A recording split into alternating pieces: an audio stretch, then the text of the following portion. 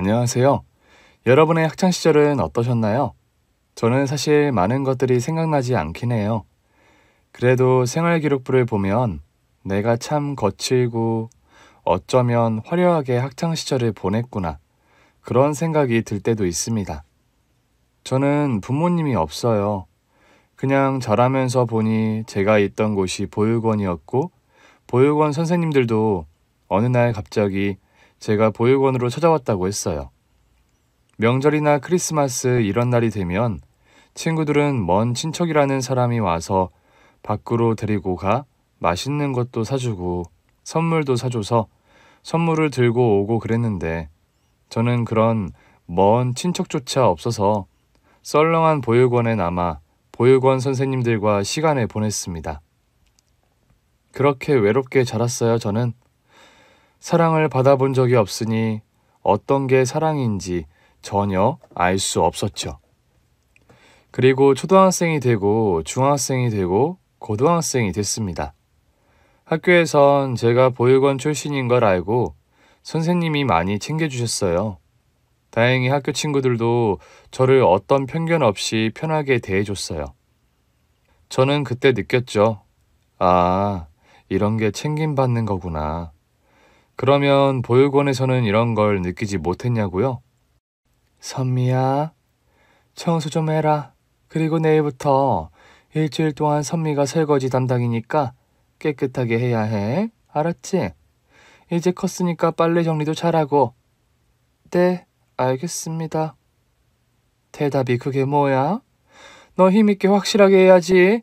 네가 그렇게 대답하니까 꼭 하기 싫은 거, 네가 하지 않아도 될 일을 내가 억지로 시키는 거 같잖아. 선생님이 하신 말씀은 모두 진실입니다. 제가 하기 싫었던 것도 맞고 제가 굳이 하지 않아도 될 일을 저 선생님은 저를 시킨 것도 맞아요. 보육원엔 이런 일을 해주시는 분들이 있었는데 선생님들은 꼭 도와야 한다며 아이들을 시키곤 했습니다. 그러면 저도 저기 일하시는 분들처럼 돈을 주나요? 저분들은 일하면서 돈 받는데 저는 그런 게 아무것도 없잖아요. 뭐라고? 너를 지금 공짜로 먹여주고 재워주고 옷 입히고 그거 다 해주고 있는데 돈 얘기를 하니? 일하시는 사람도 있는데 굳이 저희들까지 일을 할 필요가 있냐고요. 그것도 다 시키는 것도 아니고 명절이나 크리스마스 때 찾아오는 사람 없는 아이들만 일 시키고 있잖아요. 그렇게 마음에 들지 않으면 나가서 살아. 너 같은 애 필요 없으니까. 저는 그 길로 보육원을 나와 동사무소를 찾아갔습니다. 그리고 공무원에게 제 사정을 다 말했습니다. 어른들이 보면 맹랑하다고 생각하실 수도 있겠죠. 당연히 부모가 없는 저희들을 키워주시는 것에 감사한 마음도 있었어요. 하지만 정말 세상에 혼자 남겨진 아이들만 일시키고 부려먹는 건 그 나이에도 아니라고 생각했습니다. 너무 부당한 처사 아닙니까? 우리에게 무슨 일이 생겨도 챙겨주고 걱정해줄 어른 한 명 없다는 사실을 저런 식으로 이용한 거잖아요. 그리고 주변에 저렇게 챙겨줄 사람이 없다면 당연히 보육원 선생님들이 그런 먼 친척 대신 보호자를 해줘야 한다고 생각했는데 현실은 전혀 그렇지 않았죠. 너무 서러웠어요. 어차피 인생은 이렇게 의롭게 혼자 살아야 하는 거라면 어디든 혼자라면 그래도 이곳보다 잘 챙겨주는 곳으로 가서 생활하는 게 맞는 거라고 생각했습니다. 보육원에서 쫓겨났습니다. 아직 갈 곳이 없어요. 제가 지낼 만한 곳이 있을까요? 여기 청소년 쉼터가 있는데 여기로 갈래요? 저는 그렇게 이름만 다르고 비슷한 분위기의 기관에서 지내게 됐습니다. 이 청소년 쉼터는 방과 후 대학생 봉사활동이 찾아와 공부도 가르쳐주고 보육원처럼 강제적으로 일을 시키지도 않았어요. 모두가 당번을 정해 돌아가면서 일을 했죠. 저는 이런 분위기가 정말 마음에 들었어요. 그리고 저는 그렇게 할 말을 하는, 불의를 참지 못하는 그런 학생으로 자라기 시작했습니다. 너 지금 일부러 걸려 넘어지라고 다리 벌리고 있었잖아. 네가 봤어? 봤냐고. 얘는 지 혼자 걷다가 넘어진 거라고. 거짓말하지 마. 너 여자아이들 지나갈 때마다 일부러 다리 벌려서 한 명만 넘어지라고 한 거 내가 모를 줄 알아?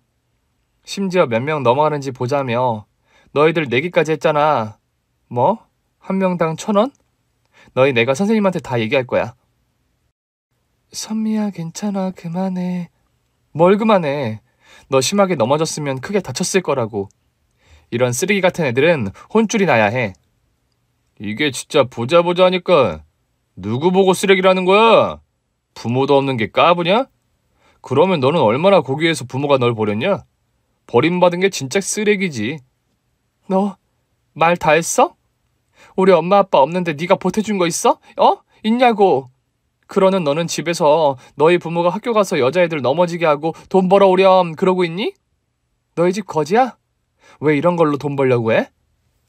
그날은 선생님께 많이 혼나긴 했지만 억울하거나 그러진 않았어요. 그 나쁜 짓 한 남자애한테 하고 싶은 말은 모두 다 했거든요.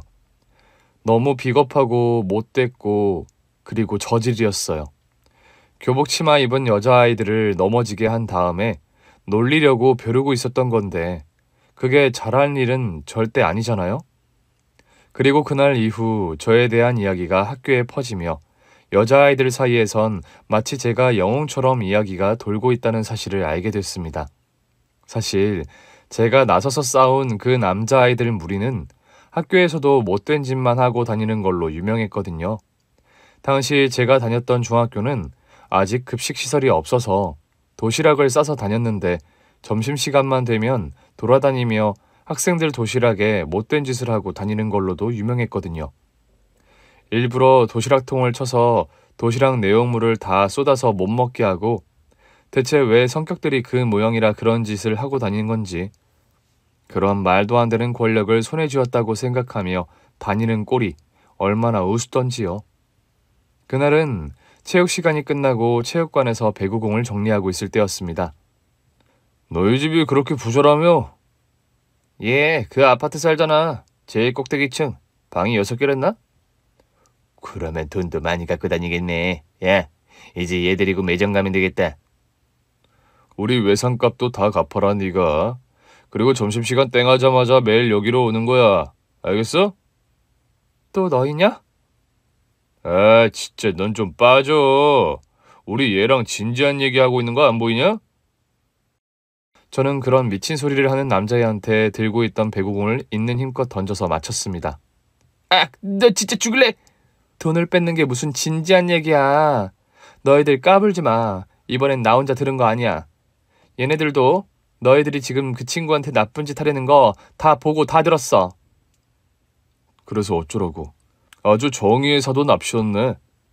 당시 막 카메라가 달린 휴대전화가 나올 때라 학교에서 몇몇 아이들이 휴대전화를 가지고 있었고 저와 친구들은 그 나쁜 무리가 작은 여자애를 상대로 무슨 짓을 하려는 건지 모두 촬영했습니다.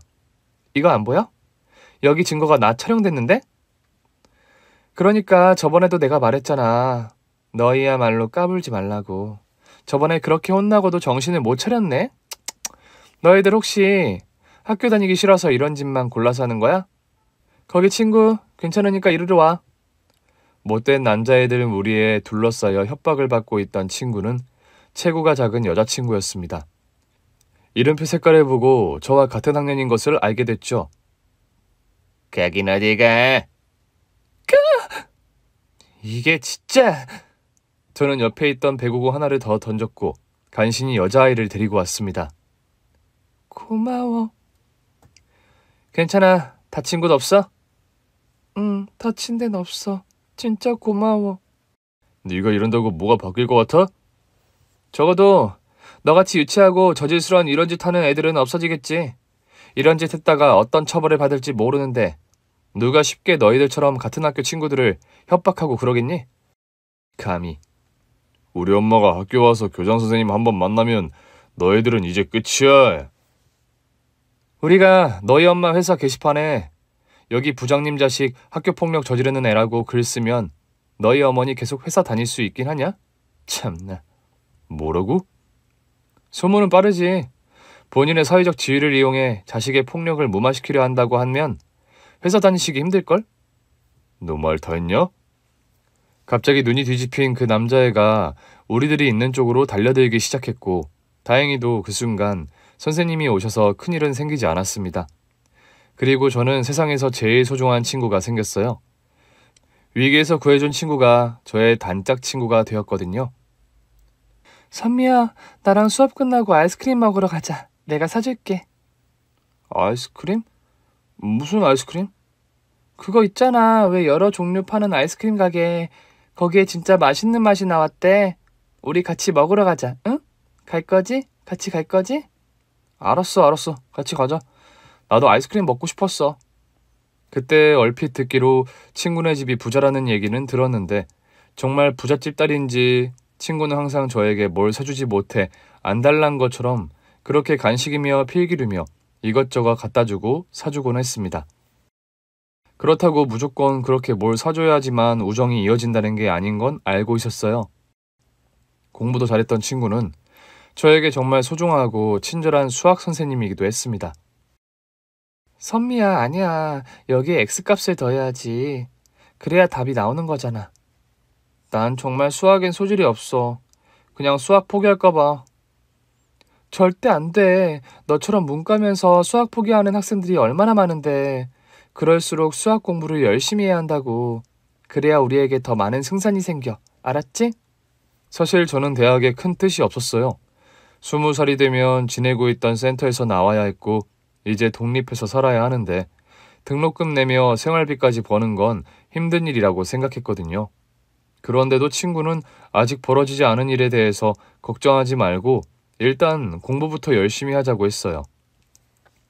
4년제 대학교를 가던 2년제 학교를 가던 대학은 꼭 가는 게 좋을 것 같다고 얘기했죠.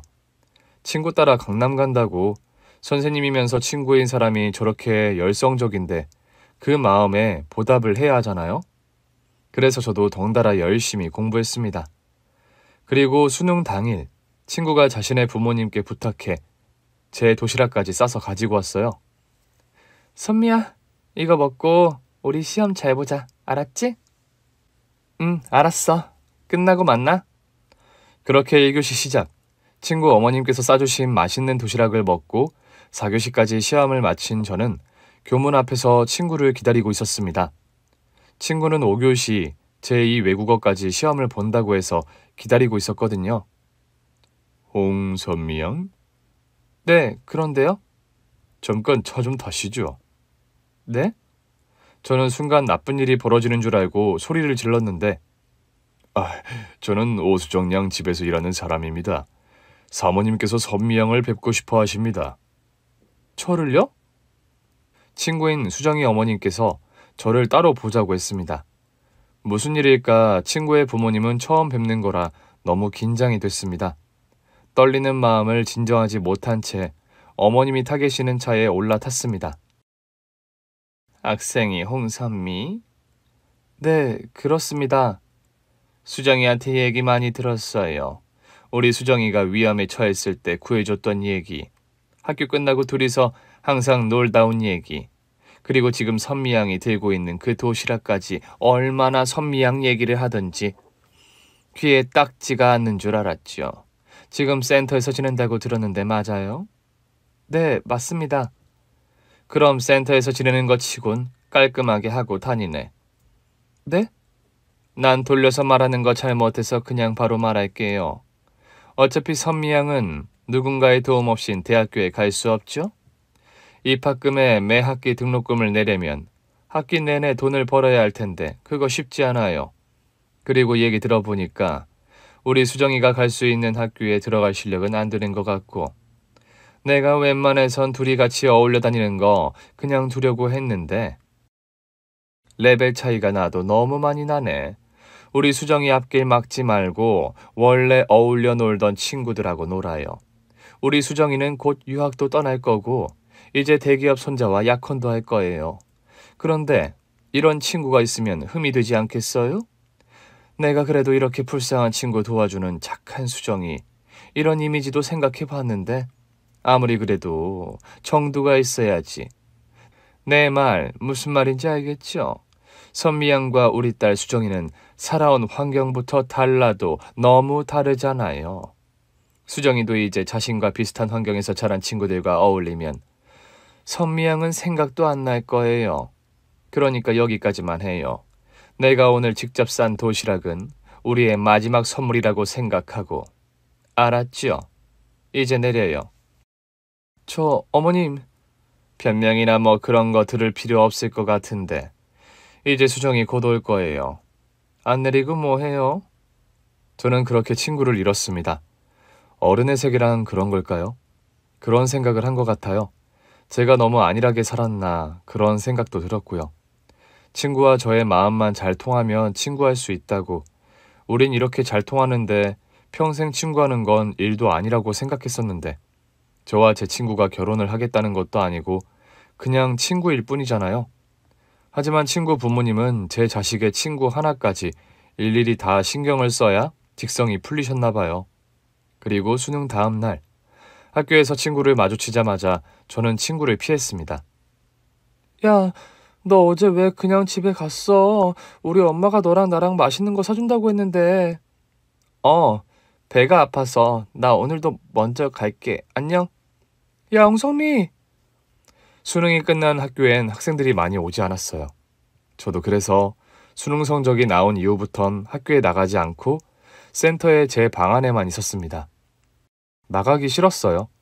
이제 성인이 되고 사회생활을 시작하게 되면 사람들이 제가 센터 출신이라는 이유로 저를 피하고 어울리려 하지 않을까요?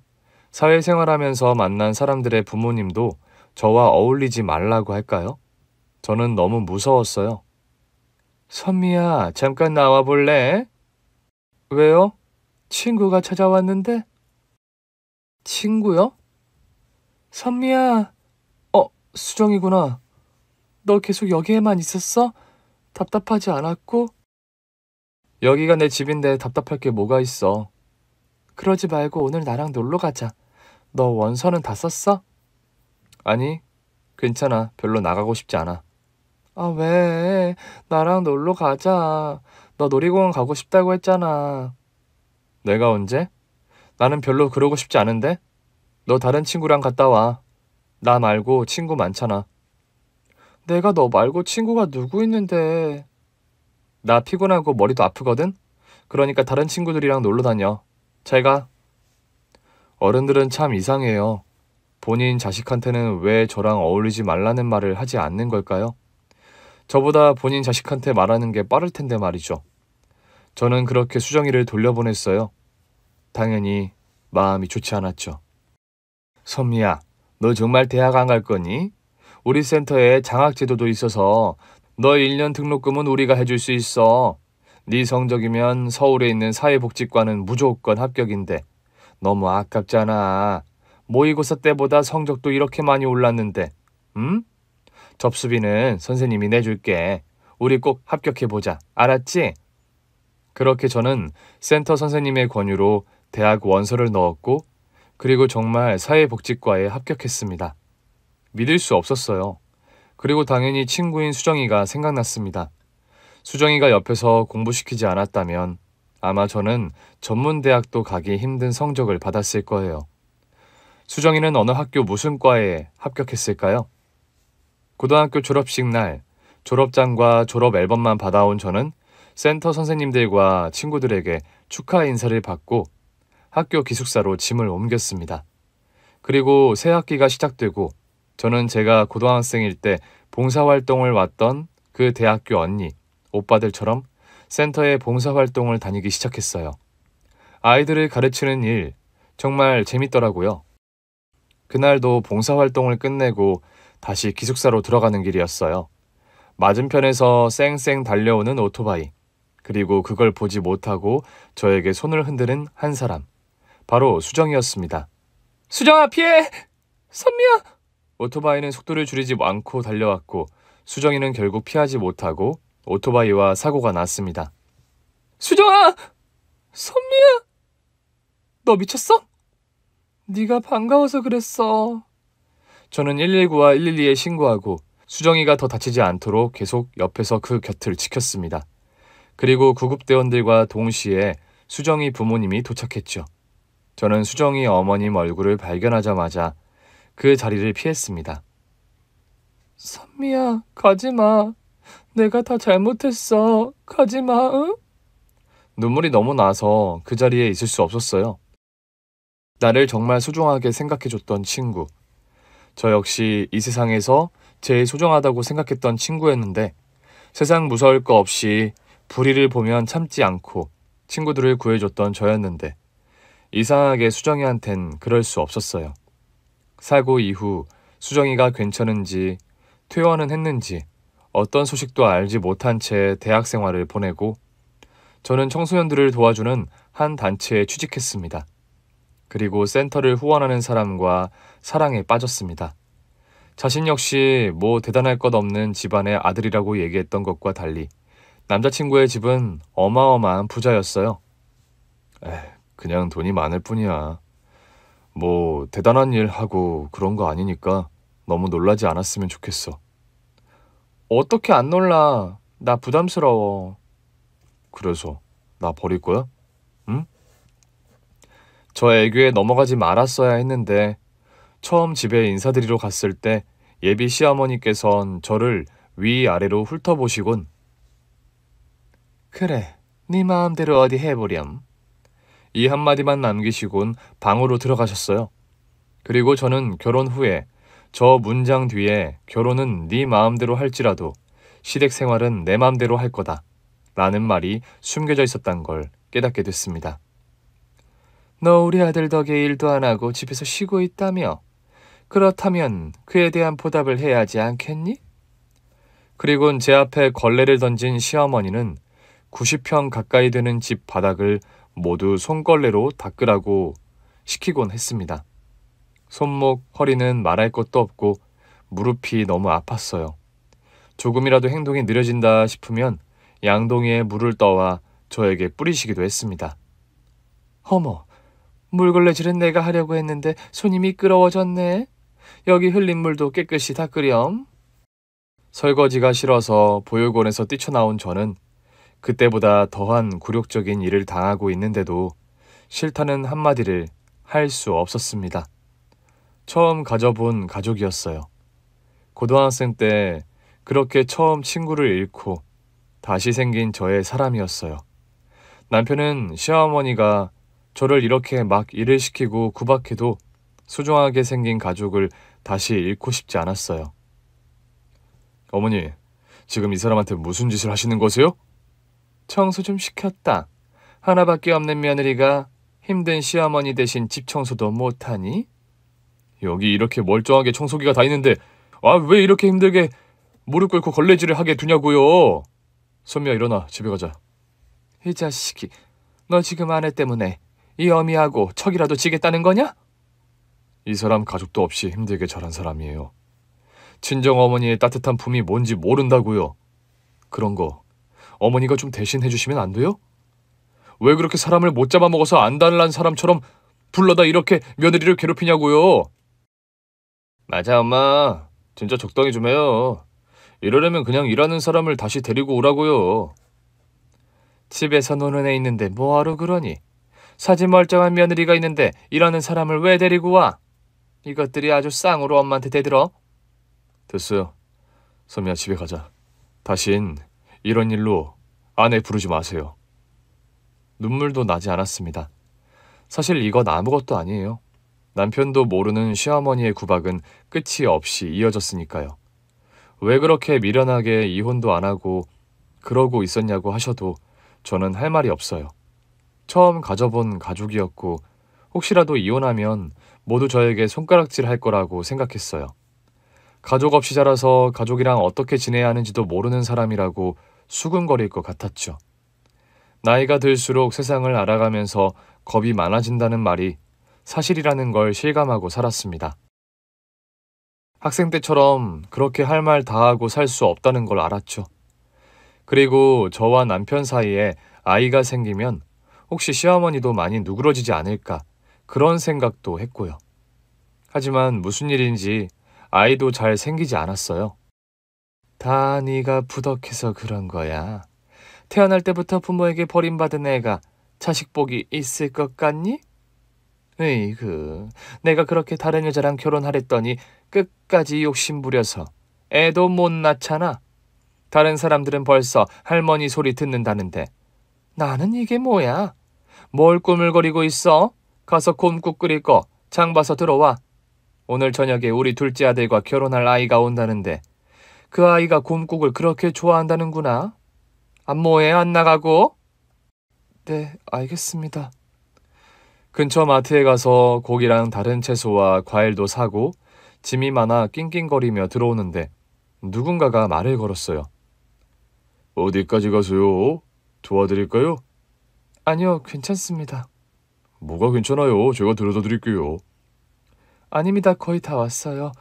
정말 괜찮습니다. 말씀만으로도 감사해요.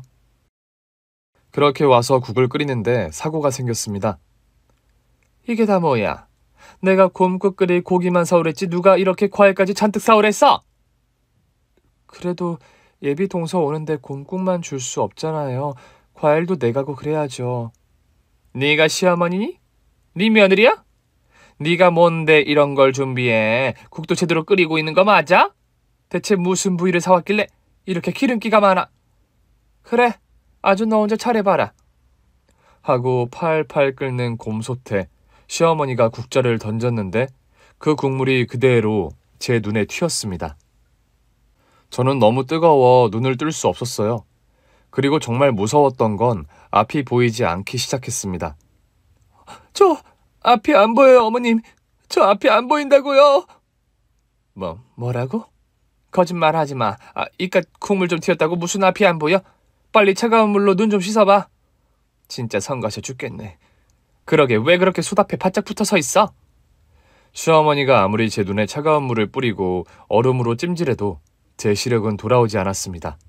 그때 서방님과 예비 동서라는 사람이 들어오는 소리가 들렸어요. 이쪽으로 와! 저를 방으로 끌고 들어간 시어머니는 저를 그 방에 가두며 쥐죽은 듯이 있으라고 말했습니다. 지금 오는 네 동서 될 사람이 어떤 사람인 줄 알기나 해? 무려 G그룹 회장의 외동딸이라고. 내가 자식 농사가 다 망했을 리가 없지. 첫째 아들처럼 세상 물정 모르고 어디서 이런 거지를 데려와 내 속을 뒤집어 놓더니. 둘째 녀석은 그런 형 보고 제대로 정신을 차렸지 뭐니. 아무튼 너 지금 앞도 안 보이는데 괜히 나와서 걸리적거리게 하지 말고 다들 돌아갈 때까지 여기 얌전히 있어. 알았어?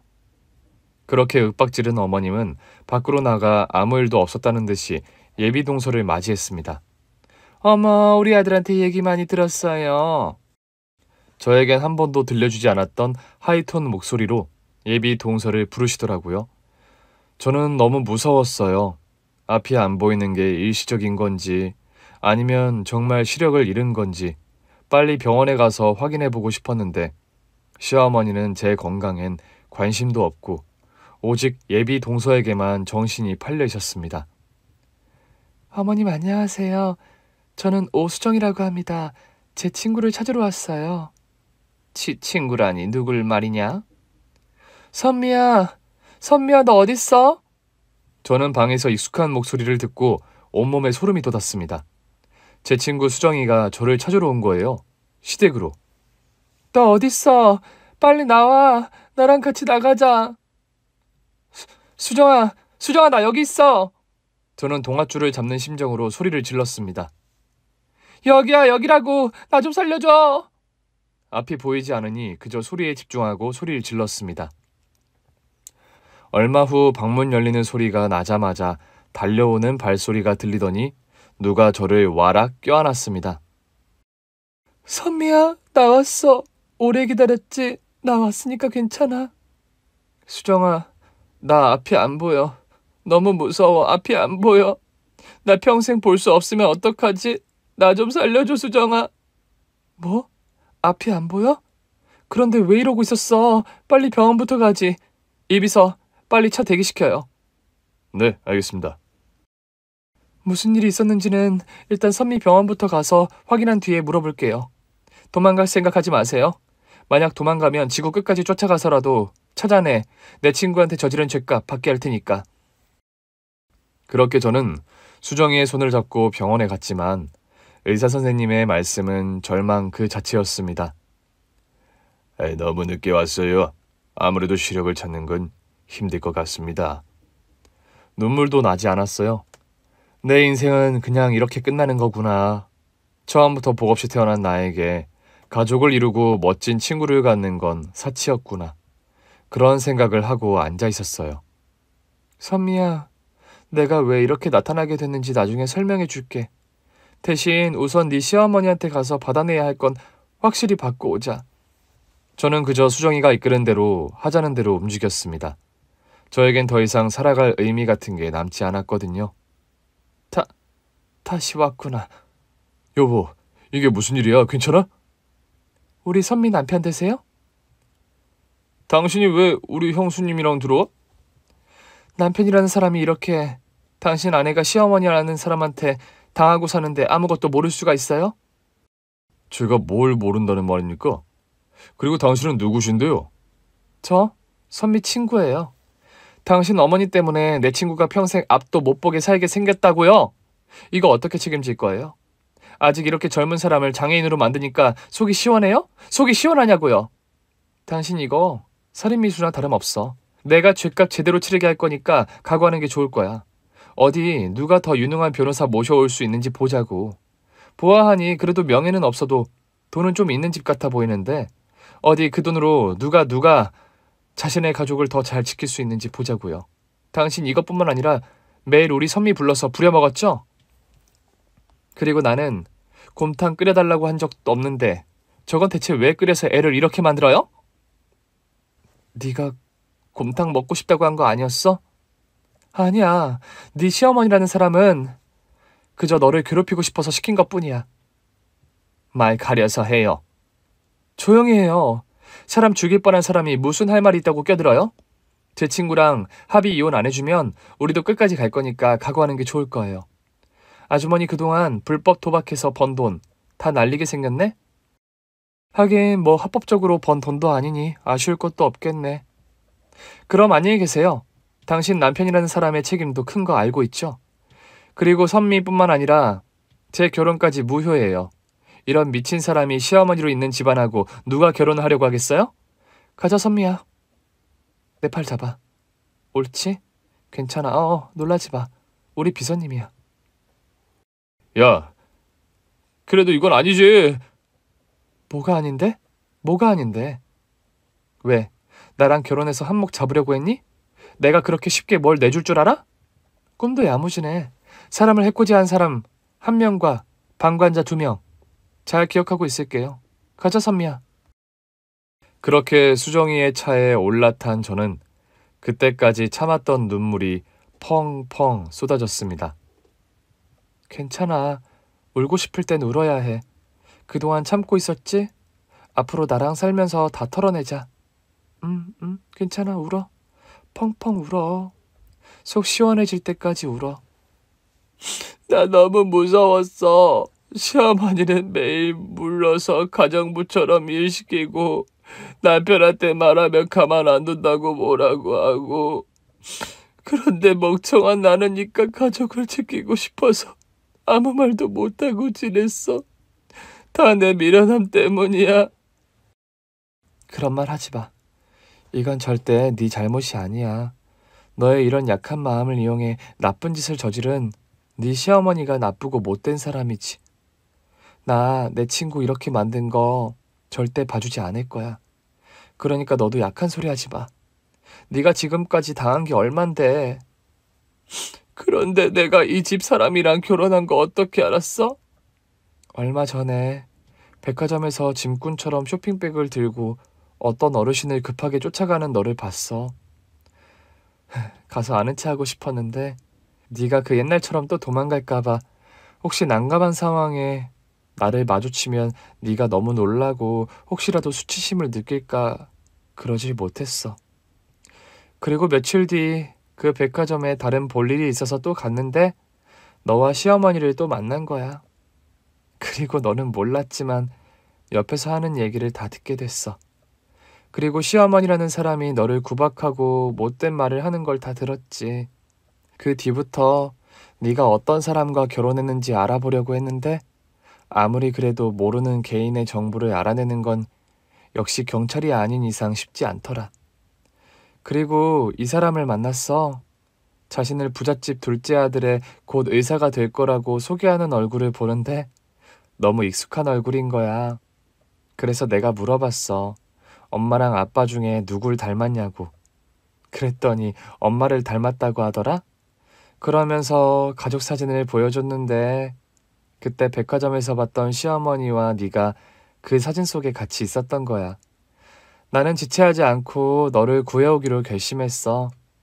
그리고 이렇게 된 거야. 네가 내가 도착하기 전 그런 일을 당할 줄 알았으면 나 절대 집으로 가겠다고 안 했을 거야. 네가 남편 퇴근하기 전까지 항상 시댁에 있어서 그 시간에 맞춰서 가겠다고 한 건데 내 실수야. 나 때문에 이렇게 고생한 거야. 진짜 미안해, 선미야.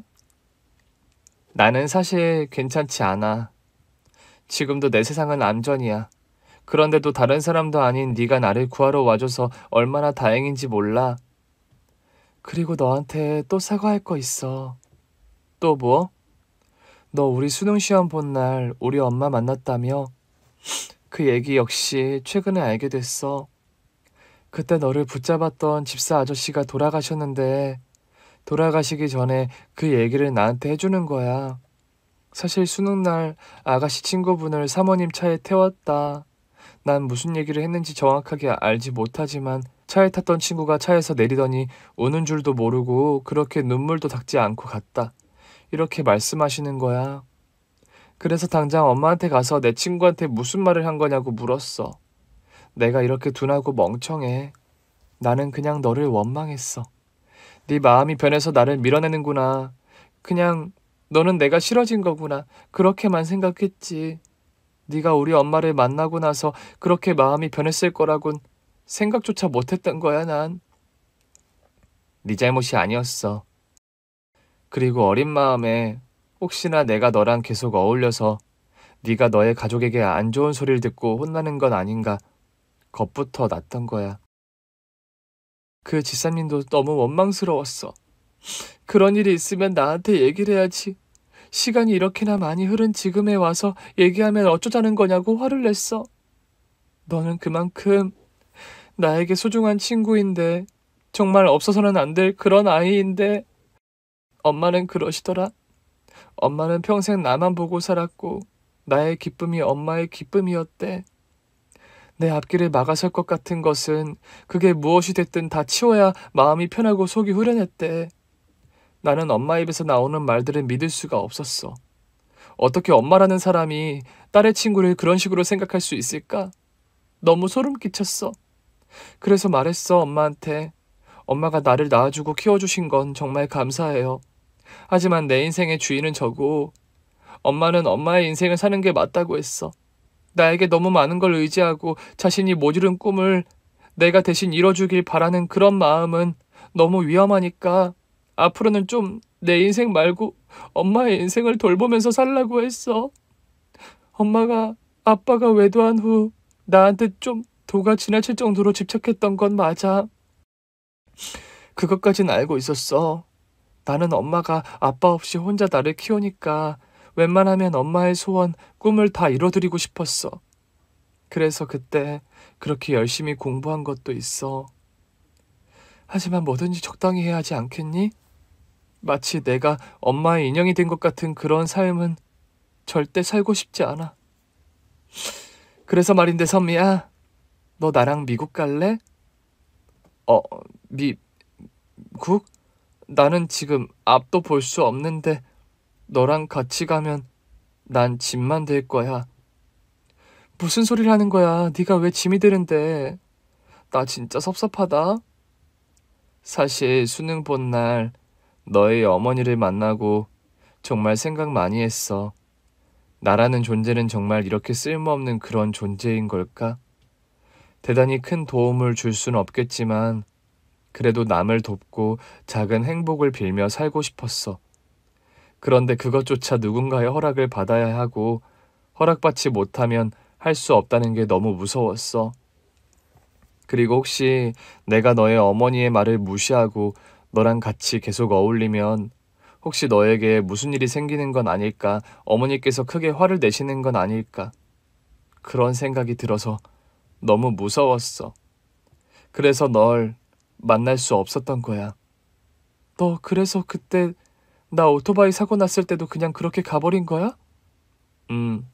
네가 너무 걱정되고 같이 병원에 가주고 싶었는데 혹시 병원에서 네 어머니랑 마주치면 어쩌지?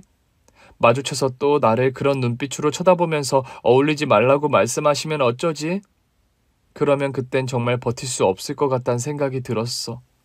그래서 구급대원이 오는 걸 보고 그 자리를 바로 빠져나왔어. 미안해. 뭐가 미안해. 나는 그런 것도 모르고.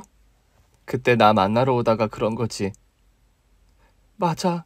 어렵게 네가 어떤 대학에 입학했는지 알게 됐어. 그리고 센터에 확인해보니까 너 학교 기숙사에 생활한다길래 차에서 너 기다리고 있는데 네가 걸어오는 거야. 너무 반가운 마음에 달려가다가 그만. 그때 크게 안 다쳤지? 병원에 한 3주 있었나? 그런데 크게 다치지 않았어. 나 지금 멀쩡해. 아픈 것도 없고. 그리고 내가 갑자기 튀어나가는 바람에 그 오토바이 운전자도 좀 다쳐서 일 처리가 조금 어렵긴 했는데 그래도 나 지금 아픈 곳 없이 멀쩡해. 그게 중요한 거지. 왜 또 울어? 우리 다시 만난 아주 기쁜 날인데. 울지 말고 웃자, 응? 이건 누구의 잘못도 아니야.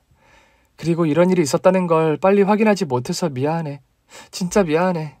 그러니까 그만 울어. 알았지? 응, 알았어. 그런데 왜 이혼은 하지 않은 거야? 저는 수정이의 집에 와서 그동안 하지 못했던 얘기를 밤새도록 했습니다. 어렵게 만든 나의 관계인데 그걸 깨는 게 쉽지 않더라고. 내가 이 사람과 이혼하면 누가 또 나랑 가족을 하려고 할까?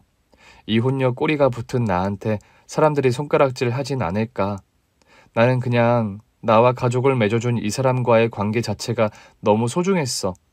그냥 시어머니가 그렇게 해도 또다시 이런 가족을 잃고 싶지 않은 마음이 너무 컸어. 그래서 그냥 있었어.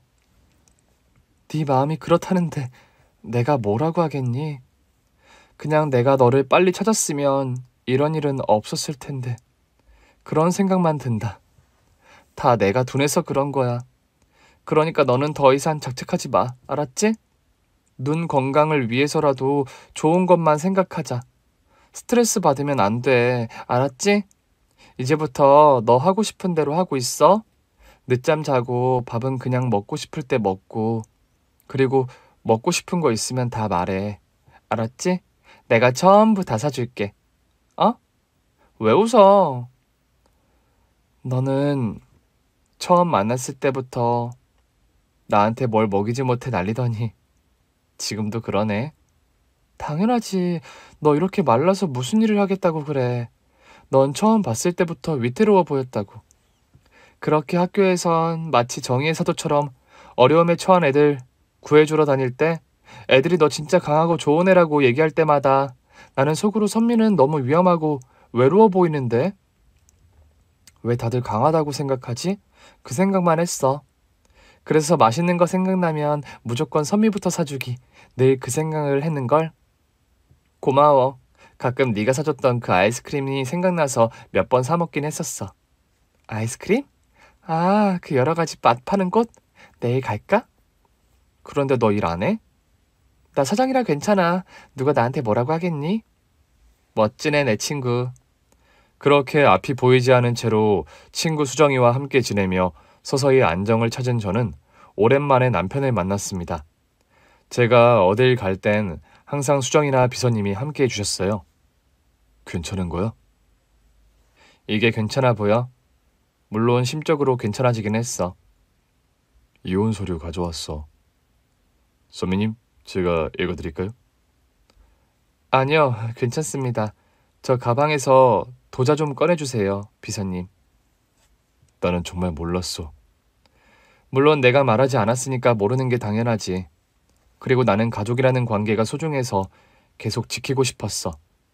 하지만 내 이런 의지와 마음을 깨뜨린 건 시어머니야.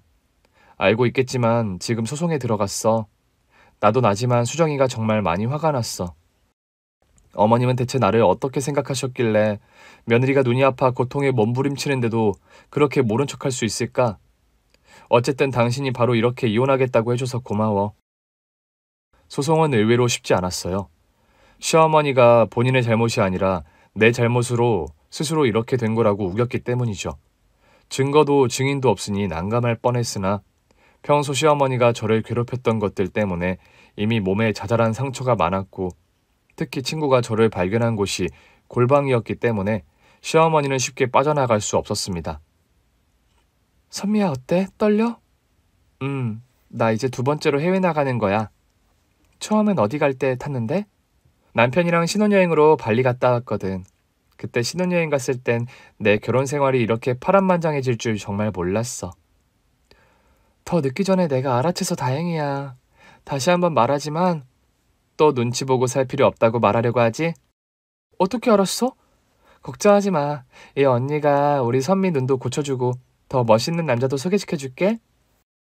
남자는 필요 없어. 그냥 건강해지기만 하면 돼. 나는 그거면 다 돼. 정말이야.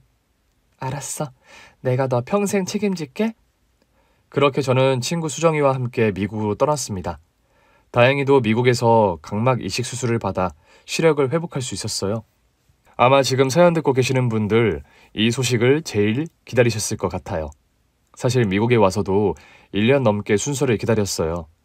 1년 동안 오직 말소리로 내가 미국에 왔다는 걸 느끼고 있었는데 시력을 회복하고 바깥 세상을 보니 정말 제가 지금까지 지내왔던 그 어떤 것보다 화려하고 또 사람이 많아 정신없는 곳이었습니다. 이렇게 다양한 인종이 한 도시에 있는 걸 보는 건 처음이었어요. 산책 갔다 왔어? 아침에 조깅하고 동네 구경하는 거 너무 재미있어.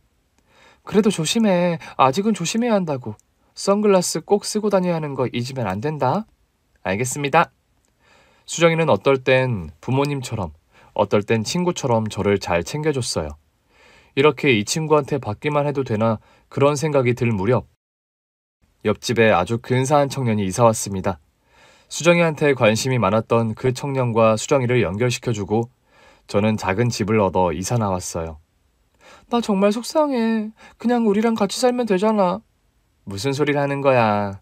내가 친구 쉬는 집에 왜 같이 살아. 나 그렇게 눈치 없는 사람 아니다. 나 이제 눈도 다 회복했고 충분히 혼자 살 수 있어. 대신 너무 멀리 이사 가지 마. 너 멀리 가면 나 진짜 울어버릴 거야. 알았어. 멀리 가지 않을게. 겨우 한 블록 떨어진 곳으로 이사한 저는 진정한 새 출발을 할 수 있게 됐습니다. 한국에서 대학생 때 공부했던 전공을 살려 미국 대학원에 입학했어요.